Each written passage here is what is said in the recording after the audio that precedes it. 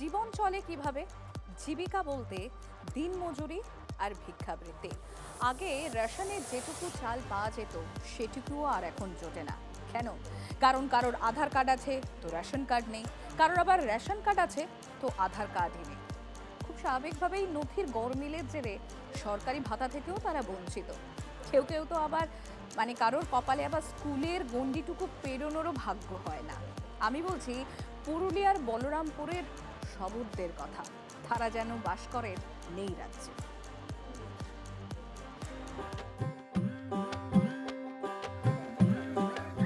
বড়রা দাঁড়িয়ে, বাচ্চারা খেলছে। একটা মেয়ে কাগজের প্লেন বানিয়ে ছুঁড়ে দিল, তাই নিয়ে হইচই। খানিক হুটোপাটি হলো বাচ্চাদের মধ্যে। আপাত স্বাভাবিক, যা কিছু অস্বাভাবিকত্ব তাই মায়ের মুখে। শৈল্পীর ভ্রু থেকে যেন চিন্তার সাপ নেমে এসেছে মাটিতে। কার বাড়ি কে জানে, তার বাড়ির দেওয়াল ঘেঁষে এঁকে বেঁকে এগিয়ে চলল ঠোরা। সাপ কোথায় গেল শেষ পর্যন্ত দেখা হলো না, কারণ সাপের মতোই এঁকে বেঁকে এসে দাঁড়ালেন জননী শবর। খুঁড়িয়ে খুঁড়িয়ে জননী বিশেষভাবে সক্ষম, ডান পায়ের গোড়ালির পর থেকে নেই। আপনার যে পাটা এই অবস্থা, আপনি হাঁটা চলা করতে পারেন ভালোভাবে? না, বাদে এটা কি করবে, সে কষ্টের জ্বালায় কাজ করতে হয় মানুষের। জননী জন্মভূমিশ্চ স্বর্গাদপি গরীয়সী। মা এবং দেশ স্বর্গের থেকেও মহান। জননী শুনেছেন সে কথা?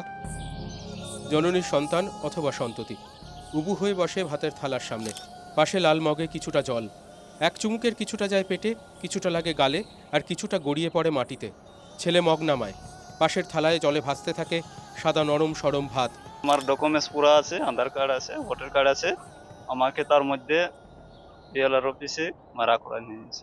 আমার ভোট না হচ্ছে, না রেশন কোনো পাচ্ছি, না কোনো সুবিধা পাচ্ছি। বোঝা যায় ছেলের থালায় ভাতে কেন জল ঢেলেছে মা।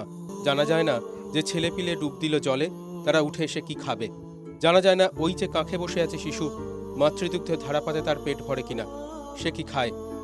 এখানে আমার বাপের বাড়ি, আমার বাপ এখানে আনে রাখিয়েছে, তা আমি এখানেই আছি। আমার ঘরে তুমি জল পড়ে, এখনো অন্নপূর্ণ পাইনি। টিভি স্ক্রিন থেকে গুলাবির পরিচিতি মুছে যায়। গুলাবিরা থেকে যান পুরুলিয়ার বলরামপুরে।